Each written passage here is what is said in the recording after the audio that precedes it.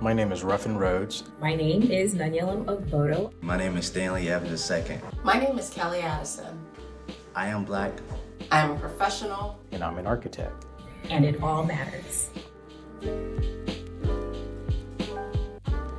Okay, good evening, everyone.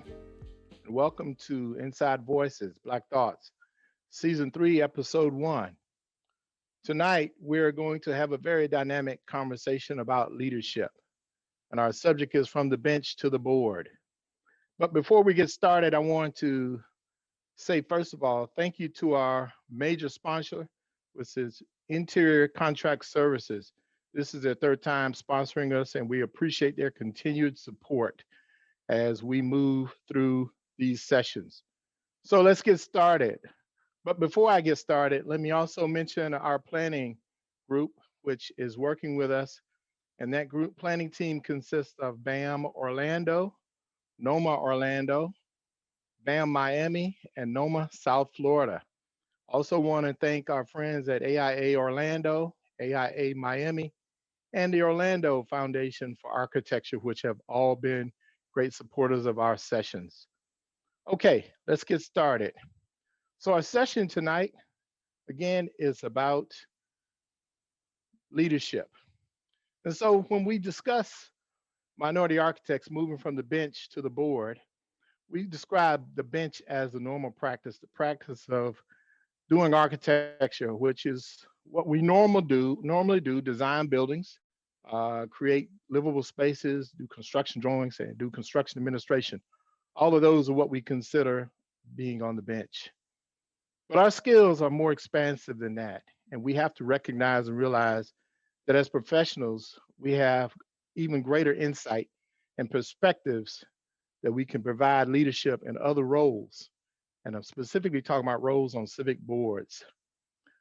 There's often a greater need on those boards, and we can have impact there and eliminate the disparities that plague our communities, such as redlining and gentrification. Civic boards have a benefit because they are the places where rules are made and decisions are being made about our communities. And so with our unique perspectives as architects, we have the ability to impact those communities of color. So with that, I want to introduce our board, our panelists tonight. Our first panelist is Ms. Nakia Strong. Nakia Strong is a graduate of the University of Tennessee, UT Knoxville. She graduated there with her undergraduate and graduate degree, and she practiced architecture in the Atlanta area, and now serves as the NOMA South Region Vice President. Welcome, Nakia. Thanks, Tim. Thanks for having me. Our second panelist is Mr. Juan Hollingsworth. Juan is a native of Chicago, and he attended Florida A&M University in Tallahassee. Works as an associate architect for a local architectural firm here in Orlando, and currently serves as the president of the Hannibal Square Community Land Trust Board. Welcome, Juan. Thank you. Happy to be here. Our third panelist is Ms. Crystal Jenkins.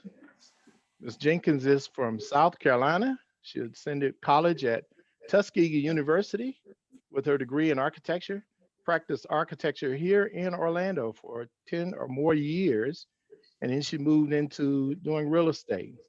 She is now a practicing realtor, but she has also served on many of our local community boards. And so I want to thank her for being with us tonight. Unmute yourself, please. Oh, thank you, Tim. There you go. Thank you so much. And our final panelist is Mr. Rafiq Assad. Rafiq is from Miami, graduated from Florida A&M University with a degree in business and architecture. And then he moved away to the great state of Wisconsin and lives in Madison, Wisconsin, where he practices. He's the director and vice president of JLA Architects. And Mr. Assad also has served and is currently serving on several civic boards in the area. So welcome, Rafiq. Thank you. All right, very good. Thank you, panelists, for being on the session tonight. So we're going to start this conversation So I'm going to start with Miss Strong, if you don't mind. Let me start with you. Would you tell us about the board that you're currently serving on? Yes, I represent the NOMA, National Organization of Minority Architects.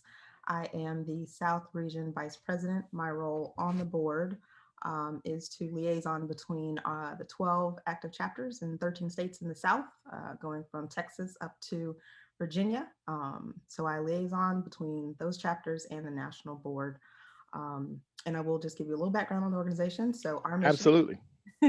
is to empower our local chapters and membership to foster justice and equity in communities of color through outreach, community advocacy, professional development, and design excellence. So, we have programming at all levels, K through 12, all the way through retirement, that we push for and advocate. There's an annual conference every October. Project Pipeline is a K through 12 initiative teaching middle school and high school students about architecture. So that's us getting out in the community and growing the profession and those that are involved in being better advocates for the communities and the built environment. We support our No Mas student chapters with Foundation Fellowship, so pairing them with firms for paid internships before graduation. Young professionals, there are incentives for licensure. We assist with study materials, providing digital promotion of career successes, and supporting our local chapters in whatever way they need. Wow, that's a mouthful. Well, thank you for being here tonight. I really appreciate you sharing all of that insight. That was very, very helpful. I'm going to switch over now and go to Mr. Assad. Would you tell us which boards you serve on, sir? Sure. I currently serve as a commissioner for the City of Madison Urban Design Commission, where we work with all of the projects going up in the city. We approve those based on aesthetics, quality of materials, and context. I serve on the Madison College Architecture Review Board, working with curriculum for that program. And I serve on the State Capitol and Executive Residence Board, which is a governor appointed board working with the state capitol. That's great. Thank you. Thank you. I'm certain that you have a great impact on all of those boards, Rafiq, and I appreciate your service there. Thank you. Ms. Jenkins, would you tell us which boards you served on? Well, I served on 3 different boards. One is the Historic Preservation Board with the City of Orlando. That board was just to preserve, of course, the historic character of various neighborhoods in the downtown area. The second board was Code Enforcement, which was not the most friendly board, but we had to make sure that people, follow the rules. Okay. And then our third one was a Board of Appeals. And so that board was when actually consumers didn't really agree with the decision made by the city. They came in front of our board to plead their case. So those are the 3 boards that I was a part of. Thank you. Thank you so much. I'm certain that you were very helpful and lend your technology, your expertise to those boards and the decisions that were being made there. So thank you so much for that. And finally, Mr. Hollingsworth, would you just tell us about your board? Currently, I am the president of Hannibal Square Community Land Trust. We are a 501c3 not-for-profit established in 2004. We develop and preserve quality affordable housing with the land trust model, which is a 99-year ground lease. We develop homes and townhomes, apartments, and other living conditions for low to very low to moderate income families. We were established in Winter Park to kind of counteract the gentrification and redlining or whatever was happening during the 2000s when the city of Winter Park started to come back and flourish. So protect the west side of Winter Park, and now we spread out to the Central Florida community and develop in Orlando and other Central Florida municipalities. Okay, very good. So I'm going to stay right there on your board, Mr. Hollingsworth, Juan. So does your board really impact communities of color? Well, we were established in 2004 on the west side of Winter Park. The west side of Winter Park, Hannibal Square in particular, is a historically Black area. So we were there to kind of counteract what was going on. If you're familiar with the Winter Park area, it's a very rich and desirable area to stay. And currently, and it's been happening for a while, and that was kind of the reason behind us partnering with the city and establishing the organization to give people an opportunity to preserve some of the characteristics and the historic culture of that area. So we have 22 homes in that area that we have developed with the ground lease initiative. We have a 10 home development, Canton Israel Court, named after two of the first Black, I believe they were the first Black, can't remember the aldermen. So, okay. And okay. yeah. So yeah, we pretty much try to preserve the character and the history of the area, and also keep it affordable, which is being harder and harder nowadays. Okay, wonderful. Ms. Jenkins, would you tell us the boards that you served on? You said you served on 3 boards. Did you see any impact to a community of color when you were doing your service on those boards? Well, actually, I felt like the Historic Preservation Board in certain areas where the homeowners were of minorities, we were able to, mention places where the homeowners who could not afford to, update their homes, just kind of being able to direct them in different directions that they might be able to go and get funding. So I think that on the Historic Preservation Board and in code enforcement as well.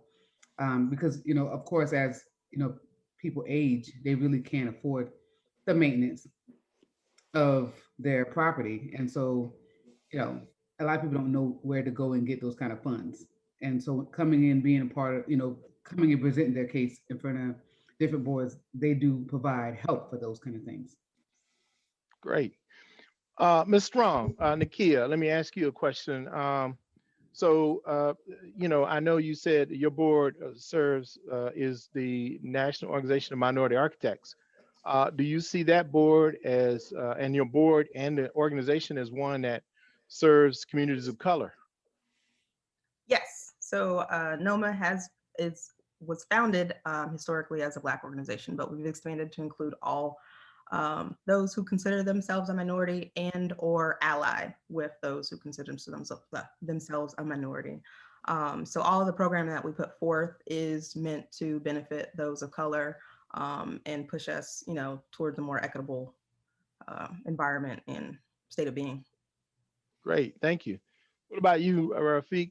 Do you think the boards that you serve on, do they impact communities of color? Absolutely. I think in multiple ways. For instance, the State Capitol and Executive Residence Board, I never thought that one would directly impact communities of color because it deals directly with those facilities, the actual State Capitol building. But now, ever since Black Lives Matter, we had a lot of statues torn down, and that's been going on across the country. But now we're looking at replacing them with some with people of color that represent communities, that serve around the Capitol. So we definitely got some work to do, and it affects those that visit the Capitol and things like that. Well, I'm going to ask you a follow-up question. Would you say any of the boards you work on, do they hear cases where people want to remove some of the statues that aren't necessarily race sensitive? No, this one is a newer board for me, but we don't directly deal with the public like that. It's more about making those decisions, upkeep and general maintenance, additions, renovations, things like that for the State Capitol. But in terms of the Urban Design Commission, we deal with the built environment. So every project that comes before us affects the community. It's in somebody's neighborhood. And so a lot of times, we don't have representation.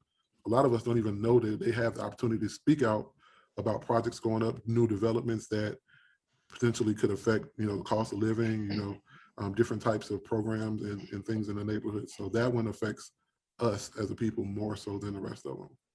Well, I appreciate you saying that, because a lot of people don't know that these projects often have to go before boards. And when they go before those boards have the ability to either look out for them or ignore them. Absolutely. And so your service there is very, very vital, and I appreciate that. Let me switch gears and just ask a question, because all of you have a degree in architecture, and I as well have a degree in architecture. And Ms. Strong, I want to come back to you, because you said something earlier that I thought was very, very key. do you think that your ability as an architect helps you on these boards and your service on boards? Yes. So, and just a FYI, Georgia Tech was my undergrad, University of Tennessee. Okay, sorry about that.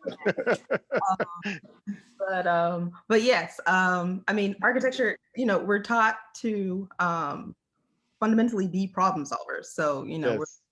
all angles of project, what affects clients, what affects sites, what affects the end user, and how to, find the best solution to benefit all of the parties involved. So I feel like that's kind of key towards working with other people on your board, getting the right message out to your constituents or whoever is on the end of, your point of being on the board. I would say yes. That's great. I'm glad to hear that. Problem solvers. That's job one for an architect. Hey, Crystal, I'm going to spin this a different way with you. I know that you have your degree in architecture, but was that a prerequisite for any of the boards that you served on? No, actually, when I was selected to be a part of the board, it was just a desire to serve. And Okay. I truly believe, when I got on the board, I didn't really know what it entailed.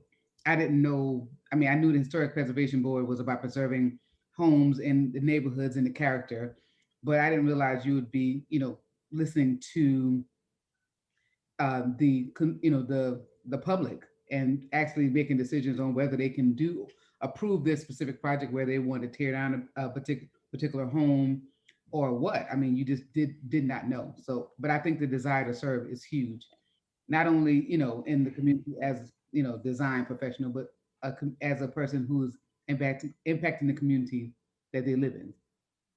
Can I jump in and say something real quick? Absolutely. Yes, sir. To your question, I think every board that I'm a part of requires an architecture background for my position, but majority of boards, most civic boards have places for the average citizen, a community member to be a part of that board outside of a design professional or any other type of professional that's related to that board. So most boards, there's an opportunity for anybody that's passionate about it to be on it. And a lot of people don't know that. That's great. That's a good point. And if I can add in. Go for it. Yeah, if I could speak to that point, being on the board, the architecture has been both, it's been educational for me to apply that to both the housing, but I also learned a lot because when you're, in the architecture field, you have to gather all these experiences and try to move up the ladder. But in my position as president of Hannibal Square, I actually have to hire design professionals to design projects. I have to read contracts. I have to hire a GC and get that approved through the board. So it's been also an education for me on my end. That's great. That's great. So as an architect, did you ever see yourself as being the president of a board of this type? This board was kind of like a great accident, basically me and my wife were graduating school and we were moving back to where she grew up, which was Winter Park. And her father got wind of the organization as they were brand new and they were building homes, and we needed a home because we couldn't stay with them. And as we got into the home, they approached us, found out about our background and our architectural background, and they were like, you should, volunteer. And then volunteer turned into an advisory board board turned into a full board. And from there, it's been president. So, it was kind of like a happy accident. And I believe that I'll be supporting this organization long after I'm gone. That's great. And Juan, if you don't mind, I'm going to also point out the fact that you shared with me off screen that your wife served as president before you did. Yes. So that's really, really good. Really, really good. Hey, Rafiq, back to you. Was there any prerequisite other than, I heard you say that you had to have a degree, the boards that you serve on actually did require an architectural background, but what other qualifications can you speak to that might have been needed in order to serve on that board, those boards? For mine, the only other qualification was to be a resident of the city of Madison. So you have to literally live within the city boundaries, but that's pretty much it, and have the desire, willing to serve and stick it out. That's good. It's good. I Good. would like to jump in on that Sure. because when I moved from one location to Orlando to another, I was actually not in the city limits, city of Orlando, to be able to be a part of a board.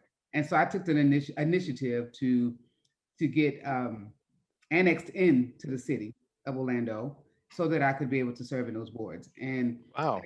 so once you decide to serve and you really realize you get more out of what you get than what you give. And I That's think great. it really speaks to that. That's great. That's great. So you've felt a sense of fulfillment in working on those boards? Absolutely. I think primarily from impacting the lives of people that I know would not normally know that board existed, to be able to bring that impact to our people and know that you're making a difference in a subject that they don't even know anything about. These are decisions that's being made in our community. And if we don't go out to do something about it, who is? That's a good point. Point. Hey, Nakia, talk about that sense of fulfillment a little bit. So I got involved in NOMA back in college as an undergrad. Well, Herman Howard was our advisor. So he kind of introduced me to NOMA, but at Georgia Tech, there was two of us. So we did not really have a chapter. Kind of fell off until grad school and traveled to my first annual conference as a grad student. It was in San Francisco at the time. And it was educational. I mean, you get your networking and your CEUs done, but NOMA is a family. Like, I was welcomed with wide arms by, all those older than us. They're excited to see students there. They're excited to see you, want to participate and be active in the organization. And I feel like that kind of set the stage for me staying active upon graduation and moving kind of in the ranks. I joined as a committee member, my local chapter, then as an officer of my local chapter, and now I'm on the national board. So I feel like it's NOMA is family to me. Fulfillment in boards in general. I feel like I have, you want to give back what you've been given. And I've been blessed in life as a whole. So even if it wasn't in NOMA, if I'm on my local NPU, sorority, church group, whatever, I'm going to give up my time as I can.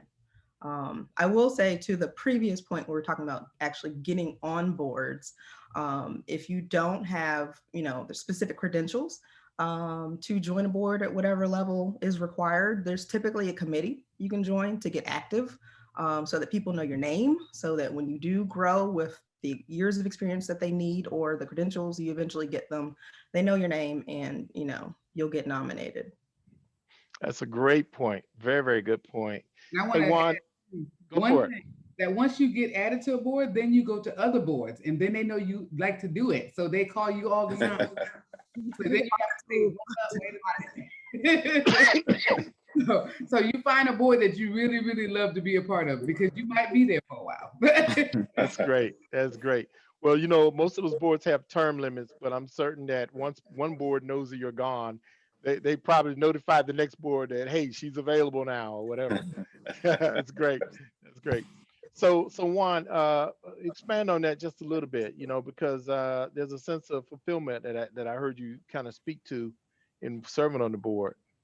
Yeah, I mean, I grew up in Southeast Chicago and grew up in low-income housing. So when I got here and I got a lawn and got a home, single family, it was just such a huge, sense of accomplishment. And I just know how hard that is for most people, not even just from college degree, just people just trying to get a home nowadays. It's just so hard to get into it. So when you experience someone getting a home for the first time, and you see that joy and that sense of relief of that family with those kids, and they got a stable place to go home after school and study. I mean, it's a whole different feeling. And we have a development right now that's going on through the political process of Orlando. And it's going to be one of our biggest developments. Hopefully it breaks ground soon. It's going to be a 30 townhome and 28 apartment with a mixed use building. And just meeting with the community of that area and just trying to, explain to them what our organization and what we do. We're not a typical developer. It's just that process of getting to learn those people and letting them know what our real mission statement is. So it's just a sense of fulfillment from that point, and just passing that on to other families. We were a homeowner. We actually, was able to sustain our home through the recession. Everyone in architecture experienced that pretty bluntly. And we was able to pass on that sense of home and that savings as we grew in our profession and gained our access to, our profession again, and we're able to move on and pass that savings on to someone else. That's a great point. I appreciate you bringing that out. It's very endearing and very good to hear that. Let me ask a question. This is kind of offbeat, but do you have to, does it require money in order to be on these boards? I mean, Nakia, I'm going to ask you that question. Do you get paid to be on this board, or do you have to pay a fee to be on this board? How does that work? I have to pay my annual dues to NOMA. Okay. I have to be a verified member to sit on the board. But other than that, no, we're all volunteers. It's all volunteerism. Okay, great. But I'm certain you feel that there's a sense of being paid back in the fulfillment. Am I correct? Yes. Yeah, that's perfect. All right. Rafiq, what about up in Madison, Wisconsin? I mean, the boards you serve on, do you have to pay a fee to be on those boards, or is there something you have to come out of pocket with, or do you get a small stipend for serving on those boards? How does that work? Nah, you don't get nothing but your name in the newspaper when you say something crazy. It's all volunteer based. Like I said, we're all just volunteering to try to better our community. For me, you talk about a sense of fulfillment. I look at, like my sister. My sister is an activist. She's on the street, fist in the air, every time there's something going on. And that's not really my style. But I think I give back by having a voice at the table. We need people on the streets and, with the people, and we need people in the boardrooms or on the boards at the table, influencing and making change. That's where I think I can do the greatest impact, in terms of affordable housing, in terms of, planning and policy making. So that's the fulfillment that I get, because I know what I'm built for, and I know my ministry, and I do more good, fighting for us and our people at the table, and influencing some of these regulations and things like that. And I will say one more thing. Nakia talked about NOMA, and I think most of us are members of NOMA, but that's where, I don't want to say that's where I got my start, but that's where I got my inspiration. When you go to NOMA and you see other people serving and making strides within their profession and in their community, you kind of automatically just aspire to be in that number, so that's where. That's great. That's good to hear. Crystal, what about you? I mean, do you have to pay some money? I heard you say you had to annex into the city, Orlando, but was that a real requirement in order for you to serve on a board, or could you have just served Oh, I'm sorry interrupting, but I mean, I think to be a part of the board, there's no cost. It was my decision to annex into the city, and that was a one-time fee. And once you pay that fee, that was it. And I think I served for probably 7 or 8 years on various boards. And the board I had, the particular boards that I served on, you went once a month. And those cases it might have been with the Historic Preservation Board, it might have been 3 or 4 hours. It just depends on how many cases that they have for you to listen to. And you would vote on them. But I mean, there was no cost to the board. It was just time. And it might have been during, work hours, and you might have to, take the time that you would work from probably, 1 to 4 and go in on the weekends, maybe. But, the thing that would help in those situations is practicing architecture, and you was on the Historic Preservation Board, you got a chance to know all the inspectors, all the people that were looking at your drawings. And just by being at the city, people got a chance to see your face. And so they would recognize that you were wanting to help in the community. So when they saw your name came across their desk, maybe for plumbing or electrical, and that was your particular project, they would call you to the side and say, hey, let me talk to you about this. And you feel like, oh my goodness, you know my name? And you felt like, wow, instead of you getting this long list, I'm sure everybody can understand the time when you would get all these comments back from the building department, and you're like, oh my God, I got to go through this list of of comments to be able to review. But if somebody pull you to the side and say, just fix this stuff, it doesn't hurt as bad. It doesn't feel as extensive to you. So you will be able to go and be a part of that board, and thinking that you volunteering, but you actually get so much more in return. It was really a blessing. That's great. I agree with Crystal. Well, for me, I'm in Madison, Wisconsin, so I am always the only person that look like me on these boards. So I stand out like a sore thumb. But then I got dreads to my waist, so people recognize me, and I get recognized a lot. But what she was saying in terms of the time commitment, some of the boards, most of the board, well, two of the boards that I were on, we might meet twice a year. It might be 3 or 4 hours that each meeting, but we might meet twice a year. The Urban Design Commission is the only one that meets bi-weekly, and that's just because we're approving every built project that comes through Madison. But a lot of them are on a monthly or even spaced out farther than that basis. So it's not an every day or every week thing where you have to, give that kind of time. That's a good one. Very good. Very, very good. Hey, Juan, I'm almost afraid to ask this question, but what about your board? I mean, is that a paid position? Is that something you have to pay to be a part of, or how does that work? No, we pay annual dues. The board is made up of, members of the land trust, like homeowners. We got to have 3 homeowners. We have to have 3 public servants, and we have 3 spaces for community members. So we pay annual dues, and I get more from it than you can believe. Okay, that's great. So let me ask a question, and I'm going to go back to you, Nakia, if you don't mind. So what would you say to someone who may not know that they actually qualify for a board? How would you go about inspiring or encouraging them to join on a civic board or a board like your board? I mean, if you just have to look to see where they are in their career or what their skill set is. I mean, there's always going to be a position, a committee, even if it's not on my board, I may have a colleague that has an organization that they could join. I mentor them and introduce them across that table to join that board. But I mean, I don't think there's any limits to what people or where people can join in with something. I mean, outside of like, you have to be a licensed architect. Yeah. Okay. Anywhere else, I don't think there's, if you ask around, it's almost like finding a job, right? You right. Talk to people, you network, you express what your interests are, and eventually you'll run into someone who has either common interests or knows somebody who does, and they'll connect you. Mm-hmm. All right, great. Yeah, if I could jump in on that. Absolutely. Our board, we have advisory board members, and sometimes it just is comprised of people that don't have the amount of time to be on the full board. So we have a professor from Rollins, a lawyer, a developer, someone that's in banking and finance.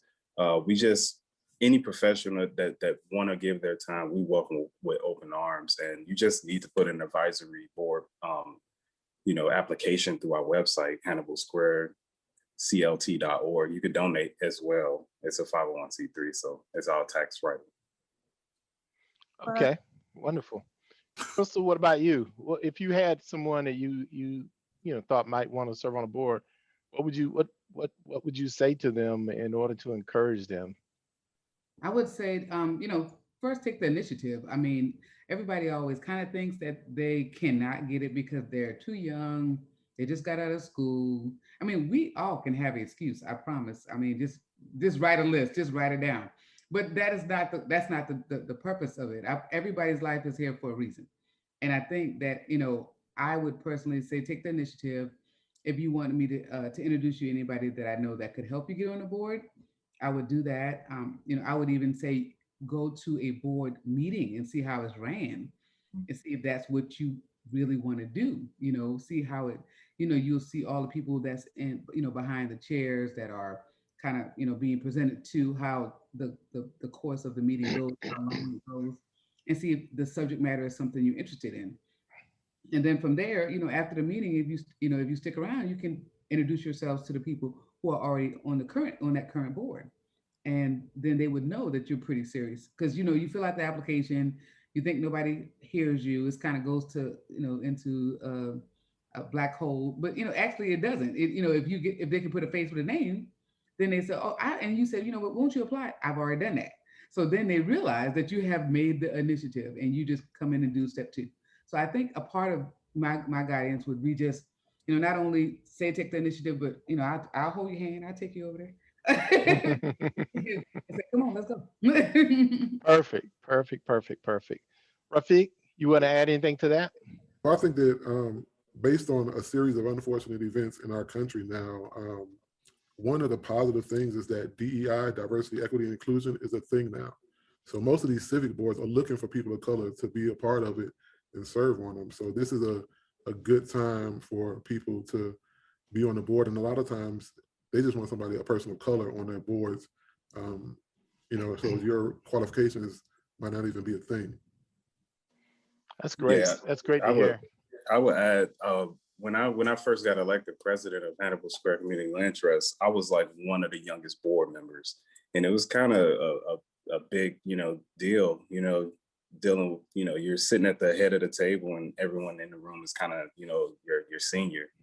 And so it took a little bit of time for me to get used to, you know, speaking and running the meeting but I mean, the training has been just phenomenal. So our board is just amazing, made up of great professionals, and our executive director and staff is just amazing. That's great. That's good to hear. So let me ask you a question. All the panelists, I'm going to ask this question.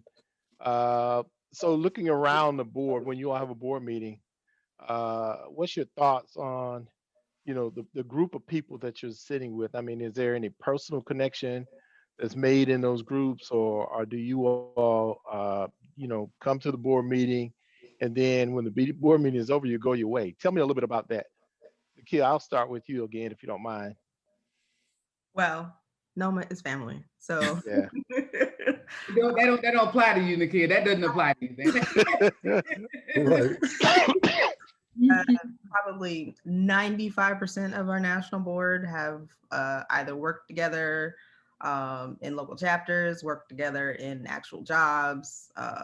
You know, we're hanging out all weekend. Like it's family. I mean, with Kim, past president, Jason, current president, we came up through HOK together. You know, I met, I think, pretty much the entire board, either at my first conference as a student or my first conference as a professional in DC in, was that like 08?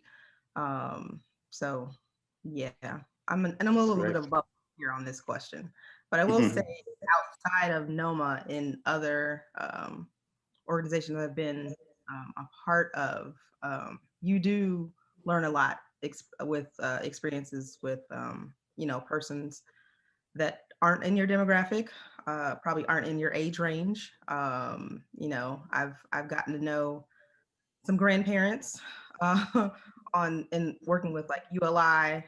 Now that, like Crystal, I'm not actively practicing architecture, I'm in property management. So I've gotten a little bit more involved with non-architecture related organizations. But you know, it allows us to impart kind of our experiences to them, and how we grew up, where we grew up, so that they understand kind of the more like heart of the initiative. Like, you know, like Rafiq is saying, like, you know, everything Black is hot right now, but like at a core level, when you actually know them and they, you know, they care to learn about you and your family, then it sits different. Yeah. Rafiq, I'm going to switch to you since Nakia referred to you, but I'm really curious to know how does it feel? I mean, you know, the people that are sitting at the table, you've already said they don't necessarily look like you, but what's that relationship like with those persons that you're serving with? Well, I'm gonna just say that none of my boys are NOMA and leave it at that.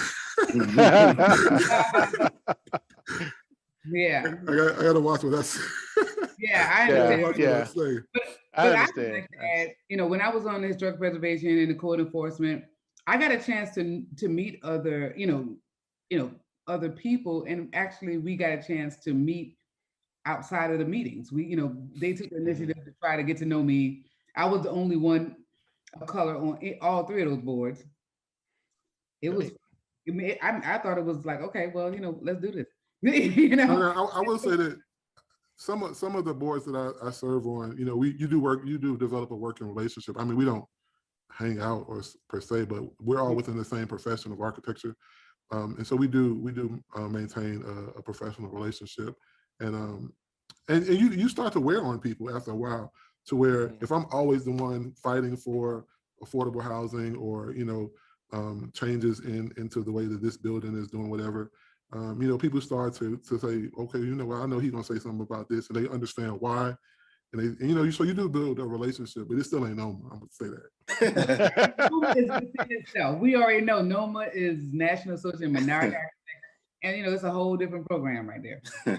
Right. But I mean, when you're dealing with professional relationships in general, I think it's important to understand that these people, at some point, you're gonna cross paths. It just happens. Yeah. So it's good to, even if you build these relationships, you don't know what direction it's going to turn. It might not turn into anything. Yeah. It might turn into something. So even you serve on the boards with other people that you might not connect with, or you might not even normally talk to. You want to make sure you leave a good impression, right?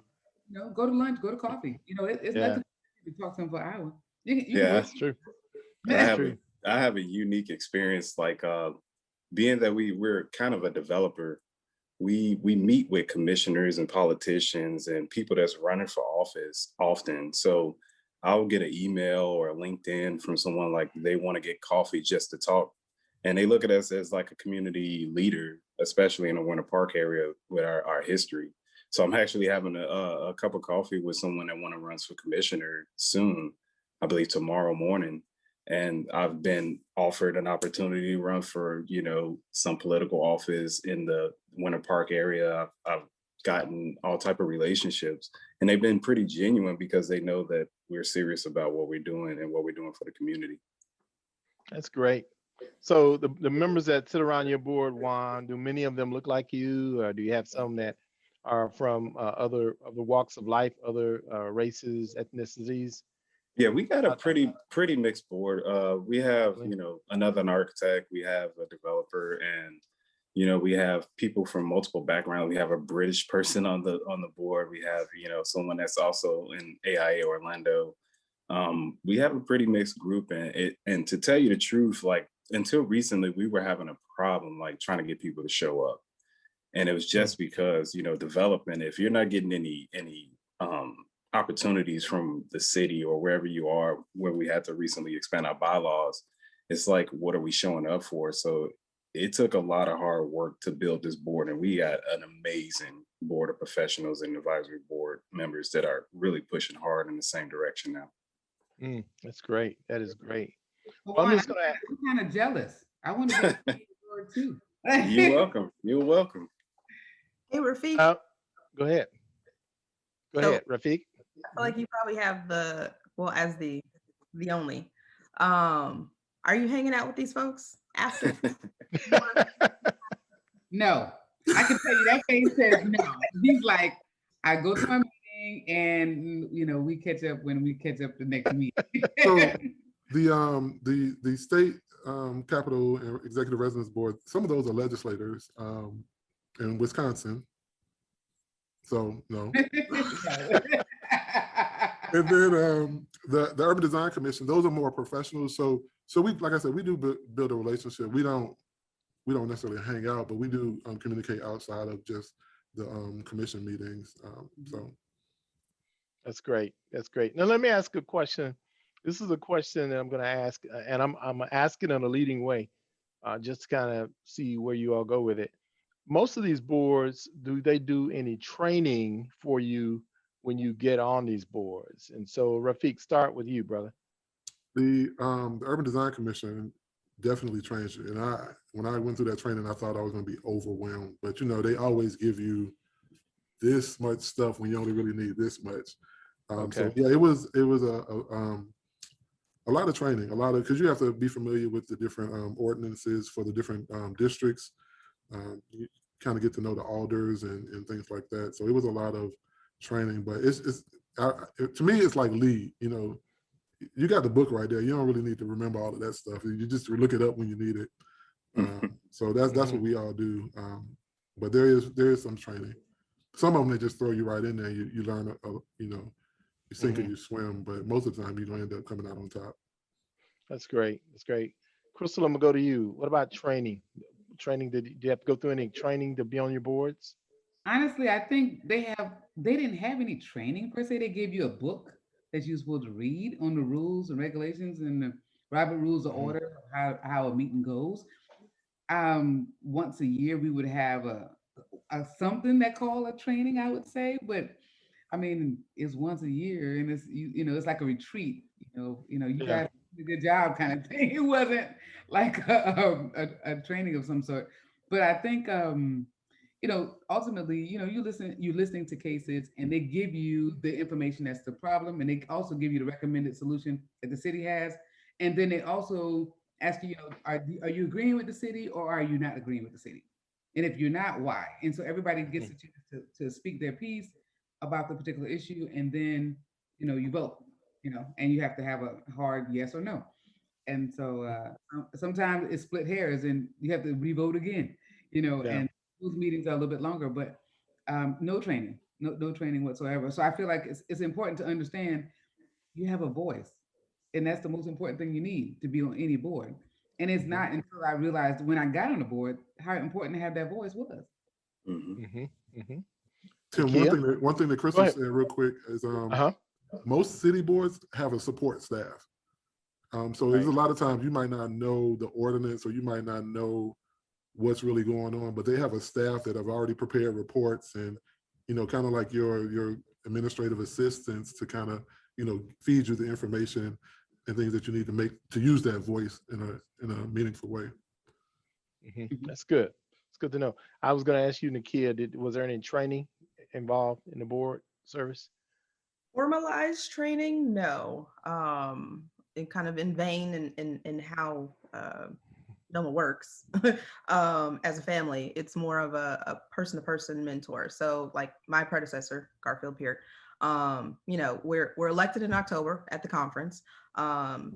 The term actually begins in January. So that's 2 months basically to kind of transition into the role. So, I mean, we had a few lunches where he went over all his materials, passed on all the old files, went over, standard operating procedures, the bylaws, strategic plan for those years. So it was more like a strategy session, not a Strategy? Okay. program. I do know some of our local chapters will do, like Crystal was saying, like an annual, not necessarily training, but strategic planning for their year. Yeah. As an Okay. officer. That's great. That's great. What about you, Juan? Yeah, Any we training have. per se? Yeah, we usually when we vote new board members in as officers, we send them out for training for that particular position, and we also do the strategic planning, and we have a board manuals, and we also have a board retreat. But the pandemic has been not allowing us to, gather and do what we usually do on a yearly basis to kind of keep the board. But most of our board members have remained, so we haven't had to do any new training right now. Yeah. Let me ask you a question. I heard you say you send them out. Is there a group that you all use to do training that's exterior of your board or your staff? There is a program. It's through Rollins. I'm trying to I think it's the Edith Bush Foundation. I believe they do board training there, and I believe we send them off to there, and they also come to you as well. I see. So board training is done by, Edith Bush is another one of those philanthropic organizations that provide support for boards all across our community. So it's good to know. Thank you so much for sharing that. And then, we're getting close to the top of the hour. I'm gonna veer off for just a half a second and share something with all of our listeners. I said I was going to do this at the end, but I'm going to do it now. So one of the prerequisites for boards can be found, and I'm going to speak specifically about civic boards, those boards that relate to cities and counties and states.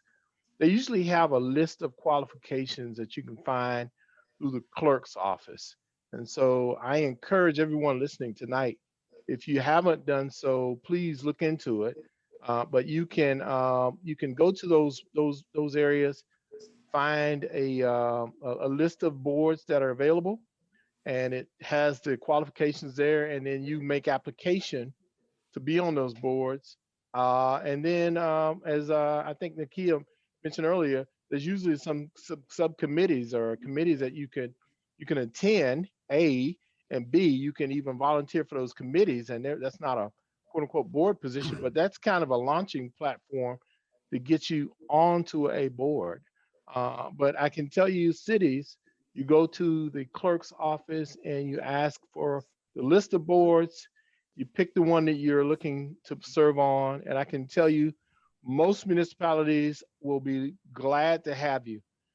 It is a missed opportunity, and it's not just a resume builder, but it's a training mechanism as well. Because I think if I asked all of my board participants tonight, panelists tonight, I think they would all say they've learned by being on those boards. Am I correct, guys? Absolutely. All right. Absolutely. Another Great. thing, Tim, that I didn't realize, Yes. like you said, you go to the clerk's office. I didn't go to the clerk's office. One of my members in 100 Black Men worked for the city, and he wanted more people of color on the boards. But when he gave me that list, you'd be surprised how many boards there are. There's a board for everything, for picking up trash. Like there's a board from everything from parks to recycling to water management, stormwater. Like there's a board for every single thing, and you would be surprised what you'd be interested in. I'm talking about A to Z. There's so many city boards. Yep. Yep. So one of the questions that's come in on the chat pad is there a benefit to serve on a board with people who are not from our community of color? I think someone ask or reach out and respond to that one for me? I would say yes. I think anytime that you can, I don't want to say change the perception, but anytime that you can positively influence somebody or positively dismiss some of the preconceptions about a group of people through your work and your actions, there's always a benefit. And I always take that opportunity. Like I said, I'm in Madison, Wisconsin. A lot of That's enough. a lot of these boards, a lot of these organizations, a lot of these people have had very little interaction with African Americans, period. Yeah. So and sometimes it's a little rough personally to carry the weight of all Black people on my shoulders. But you get a chance to represent in a way that most people don't. So yeah, I would say it's a give and take. You learn and you can imprint on someone. You can take away kind of that stigma or whatever they had in the back of their mind, and you just become another person versus a person of color. And you could carry those things into their household and into their children, into their friends and their community. And then it's like, I know that person personally, so I know what their plight is. I know what their background is. I know what they care about. And you can kind of imprint that on other people from different backgrounds. And then they can imprint on you what they believe in, what they're passionate about. And maybe you have some commonalities or maybe you have some differences, but you're able to work those things out when you're in the same place. Mm-hmm. Mm-hmm. I like what you said, Juan, being able to imprint, and that is huge. Everybody, when you meet somebody and you see how they dress, you see how they wear their hair, you have an image in your mind that this person is like this. And then they open their mouth. And then you say, well, maybe not. or maybe it is. And so it's kind of one of those things where, you have to look at a person for their heart. But the only way to learn a person's heart is to talk to them. And that's after every board meeting, either before or after. They used to have drinks or snacks, especially if you had long meetings. And so in those little breaks that you had, maybe 15, 20 minutes, you create small talk where, it's about the weather, and then you find out about, always about the weather. And then you'll find out about their kids or grandkids or whatever.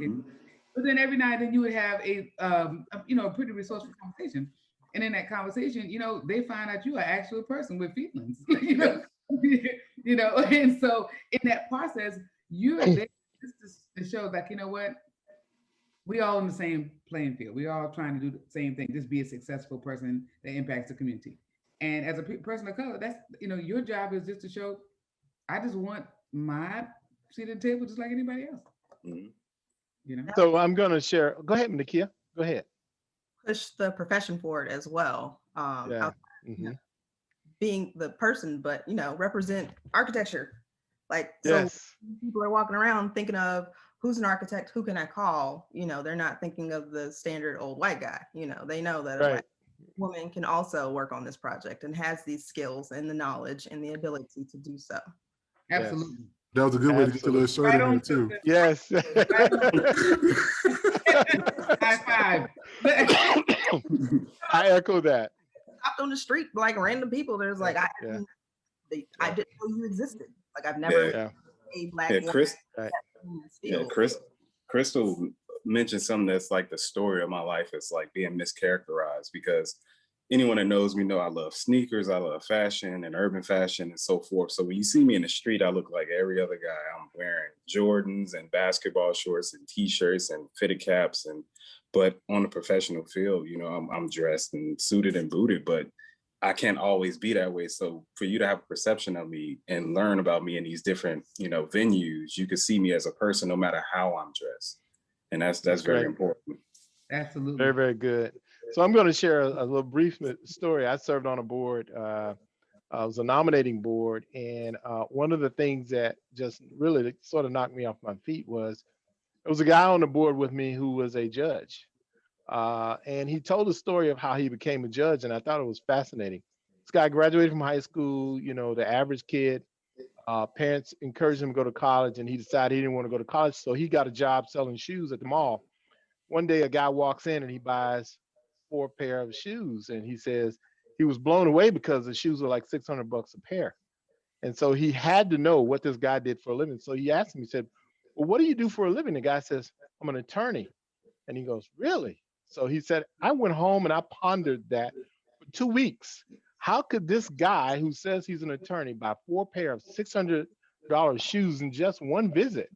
So this guy decided to go to college, graduated in 3 years, went to law school, became an attorney, and eventually became a judge. And I'm thinking, is that what woke him up? So you get a chance to meet some pretty interesting people in all of these scenarios. There's a question in the chat, and can either of you talk about or had a deal or scenario that would have negatively impacted a Black community, but you lost the vote? Can anybody talk to that? Juan, any situations like that in your neighborhood? I can't think of. Usually our board, we try to pull in the same direction. So all our developments are pretty much about affordable housing. So we try not to go into a neighborhood or into a community where we're not wanted or we're not understood. And as we're dealing with these meetings with the community as we get into this OCB project, we're just trying to make sure that they understand what we do. Got it. Rafiq, you had any situations like that? I was trying to think. I don't know if there was any that I actually lost the vote, but and I know Juan it does development, but a lot of developers they're all about their performer and their bottom line. So they're trying to save money and get their projects built. A lot of times, if you're doing affordable housing projects, you're going to skip on the design. Yeah. A lot of times, those affordable housing projects are for people that look like me. And so I am a staunch advocate of not skipping on design and materials in affordable housing projects because you think that that's how you save design. If you're doing a project, it should look like any other project. I don't think that the quality or the design should be limited because it's for Black people or minorities or it's in an unfavorable neighborhood. That's why we're in the situation that we're in now. So I try to advocate for those. And when I bring those issues up, even though people might not think about it initially, they like, yeah, he might, he has a point there. And so I don't know if I've ever lost a vote. I'm the angry Black man a couple of times, but I don't mind being that. I get my name in the paper, so. Well, that's the very reason we got you on this board. Go ahead, Crystal. No, I was saying I got an autograph before he get too popular. So So let me ask another question. Being that you all are African American, all four of you, and then you may be the only African American. I know in Nakia, your case, you're not, but the other three, because you're the only person of color on those boards, do you feel that? Do you ever feel any pressure? Juan, you may not because your board has a few African Americans on it as well. But Crystal and Rafiq, um, yeah, have you ever felt any pressure Go ahead, Crystal. while being on board? You know, Honestly, I mean, I've had cases where I voted and my vote was deciding whether it was going to be accepted or not accepted. And the people that you know the project did not get accepted, and the community person who did the whole application was kind of upset. Well, you win some, you lose some. I don't know if I necessarily, I mean, I felt like you could tell at the end of that meeting that she wasn't happy, but I mean, I was just like, okay, well, everybody's not gonna like you. And that's you gotta right. and you gotta accept that. And I was okay with that. So I mean, that was one case I can remember out of the whole time. But I mean, as far as pressure from other board members, not necessarily that. I would say sometimes when the person who is coming in front of the board to get their project accepted, they might feel, they're going to sit there and do a whole speech for 20, 30 minutes or 45 minutes trying to persuade you to accept their project. And when that does not happen, you could get some flack from that side. But I mean, like I said, that hasn't happened. They already are coached and understood that when they come in front of the board that they could possibly get their project accepted or not accepted. But I mean, as far as I'm concerned, I don't necessarily feel like overall it was a a pressuring experience. Great. I All right, we're at the agree question. with Crystal. I think that I don't get pressure from other board members, but because it's a public board, your email address is public, the one that you list. So you definitely get emails ahead of time. Like you get emails from citizens and constituents that are, hey, this project is coming up and it's garbage and you don't approve it and da da da da da. So you get all of those type things. But like Crystal said, once you get in there, it's you have a voice to either accept it or deny it. That's interesting.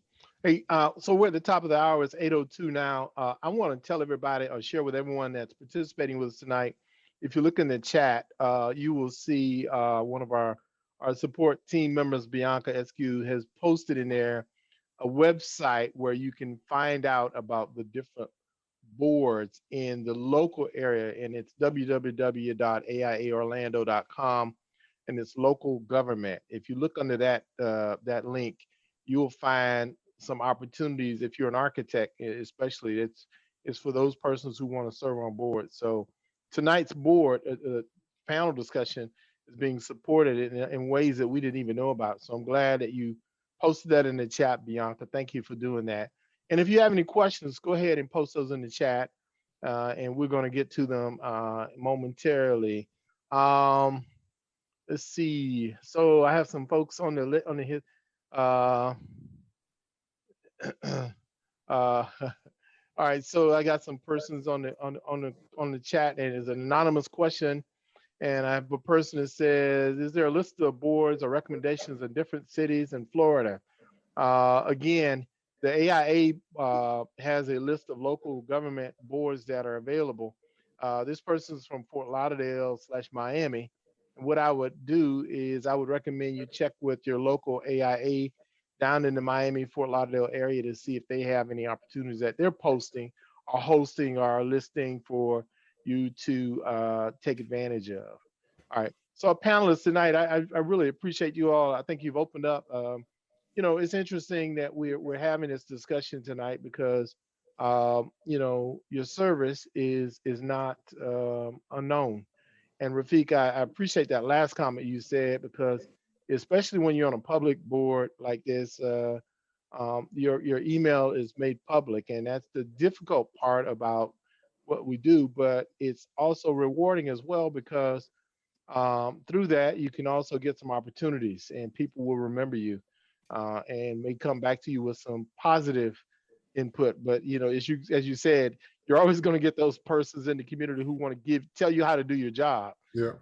and but and you appreciate that sometimes, and sometimes you have to ignore it, but it's good to have that feedback. So anyone else would have added anything? Anybody else had any situations like that? Juan, have you been contacted by people who basically said, hey, I need to get a house, can you help me, type thing? Yeah, I mean, I usually direct them to my executive director. I know she's thrilled about that, but Yeah. usually all of our information is on the website about the program. A lot of people have questions about how a land trust home works. It's an option for people to get into the home ownership realm, but usually our emails are not public. It's usually my LinkedIn that gets hit by, Yeah. politicians, commissioners, and Mhm. people from the media and things like that. And they're just reaching out to get more information. So Yeah. we're pretty private. Good. Very, very good. Crystal, have you been spoofed like that? Getting a lot of emails from people asking you to help them out with a code enforcement case or a board case or something like that? I mean, I've had people to reach out to me by email. I don't know how they got my email, Okay. but nevertheless, I've had people to reach out to me, and you know what? I think sitting here listening to everybody else, answer a question, it makes me think. It just helps you hone in on your people skills, because there are going to be skills that you're going to create that you need to be able to respond to in a positive way, even if it's a negative, connotation that comes with it. And so, in any experience that you have, whether it's on a board or in life, you got to learn how to be able to deal with these things. So when I got the email, I responded in a polite way, and I think they kind of was surprised, and that was kind of at the end of that. And I saw them at the board meeting. But I think the whole purpose of the fact is you got to be able to think on your feet. Right. Right.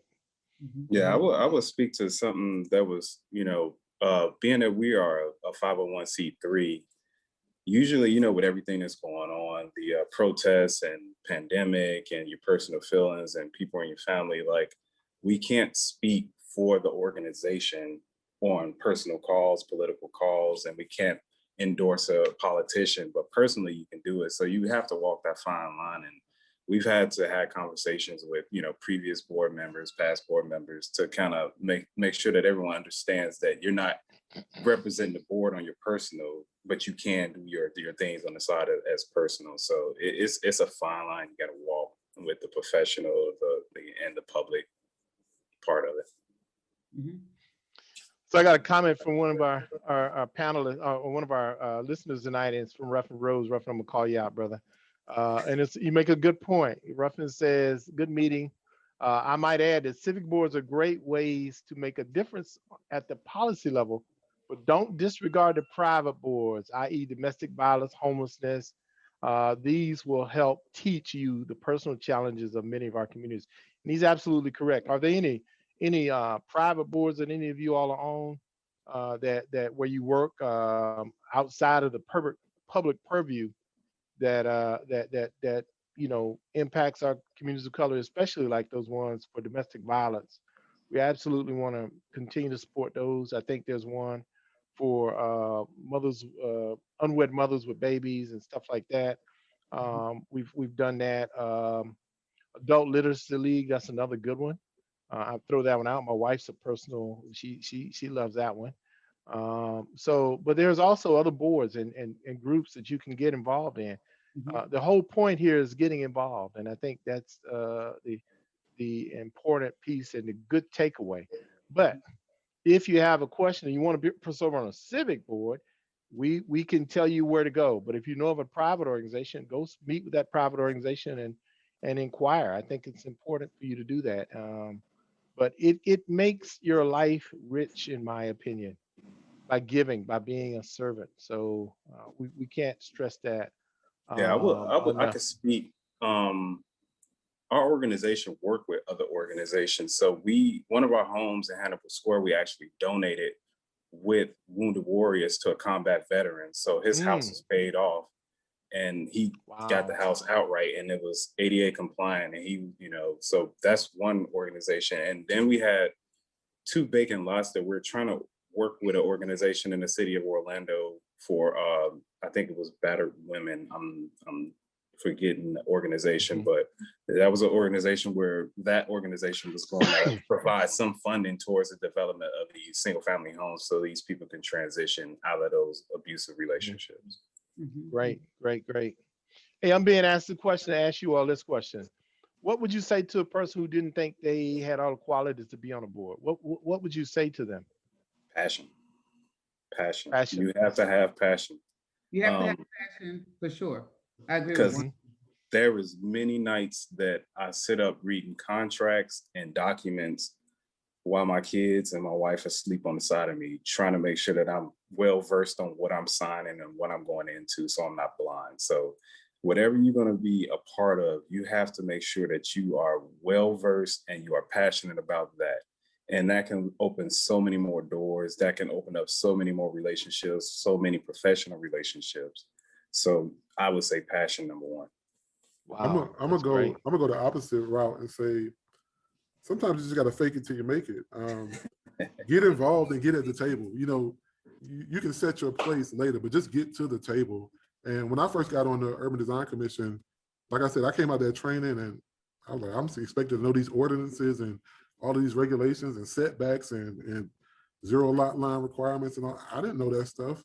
But after a while, I mean, this is my 6th year as a commissioner. You know, it becomes second nature, but fake it till you make it. Just get to the table and then you can work everything else out later. Okay. Wow. The kid, you want to throw anything in there? I mean, if it's a confidence thing, then you know, first, I mean, you have to start with passion. 2, you have to have the time to put into whatever you're volunteering for. And I think I'd say you start, if you're not able to get on a board, then like I said before, get on a committee, learn on the go. Like, I mean, you know, like Rafiq said, you can figure it out once you get there. But if you're not comfortable jumping headfirst into an officer position, start on a committee, meet the officers, learn from them, and then move up as you go over time. And one thing, Tim, that you said, you talked about the networking. That's like the greatest benefit. I mean, especially if you're on a board related to your profession. And Crystal talked about it earlier. Like, you meet people. I mean, there's not a lot of Black architects, period, but there's definitely not a lot in Wisconsin. So I go to meet a client, and they're like, "Oh yeah, I know you. You're from the Urban Design Commission. You approved my project, or you didn't approve my project." Either way, but you build those relationships, and then adjacent to that, you're a resource for your firm. You know, because every project has to come through this commission. So they look to me. Hey, what are you guys going to do about this? Or, you know, is this going to get approved, or what do we need to change? Could you look at this real quick? So you become a resource to your firm, but then you meet connections and professional connections across the city. That's great. Crystal, you're going to say something? I forgot. No? Okay, well, let me just... I do remember now. I think, you know, I think when you are young, you don't realize it, but a lot of times being uncomfortable is the best thing for you to do. When you feel uncomfortable, that means you're in the right direction. That means you're doing things that will help you excel in your career. And if somebody told me that, you know, when I was a little younger, I wouldn't believe them. But I'm telling anybody who's coming out of college, don't think they are not in a place where they can speak because you don't have any experience. You know, you don't think you're supposed to be there. If you are uncomfortable, you are right at the right place. And, you know, and if you show that you have any desire, people will help you. You know, there's no big bad wolf, or, you know, like when you were a kid or nothing like that. People will help you just because they see that you are young and that you're willing to learn. Everybody is there to help. And, you know, even if you have a group of people that are like maybe 7 or 8 board members, half of them will be willing to help, at least half. Yep. You know, they were in your same place at one time. Yep. So I'll tell you about another board that I served on. It was a school advisory council, and talk about getting thrown into the fire. So I finished a project for Universal Studios, and they were building a church for a local church. whole deal. I won't get into the details, but at the end of that project, the pastor of the church actually taught at Mid-Florida Tech, a school here in Orlando. And he asked me would I serve on his advisory council. And so, you know, it was a good relationship working with him through this project. So I said, sure, I'll entertain that. So once a month, I'd show up at his school, which was completely on the other side of town from where I lived. But the first meeting I got there, I ended up being the chairman of this committee, and talk about not knowing what to do. So I had to do what they call swim upstream very quickly just to get to where I needed to be. And I'm happy to say I served for 2 years. But what did I not know? I did not know that when my kids went to school, hey, there's a school advisory council there at my kid's school as well. So I ended up being the chairperson of that one for 4 years until my kids left that school. But I mean, that experience was a teachable moment. Crystal, you're very, very right. I was very uncomfortable going into that environment. I had nothing to do with anybody at this technical school, but it was a great, great experience. I did it. And when my kids were in school, local school, I joined the board, the council, and became the chairperson, and did that for 4 years. And so it was a lot of fun doing it. I mean, we made a lot of good changes, I would say, but it's something that we can all learn from. And if there are no more questions, I don't see any other questions in the chat. So I'm just going to say this. We have had a great conversation tonight. I really, really appreciate you, Nakia, Juan, Crystal, and Rafiq for coming on and being a part of the Inside Voices, Black Thoughts episode, better yet, season 3, episode 1. Again, I want to thank our prime sponsor, Interior Contract Services, for their support.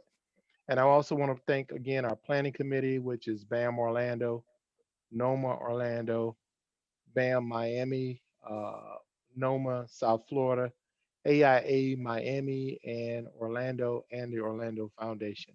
I think this has been a great conversation. Look for us next month as we continue this conversation. It may not be on leadership, but we're going to be talking about something related to this, leading up to this whole discussion about redlining and gentrification. So more to come. We look forward to having you. And again, thank you for your support and for listening in tonight.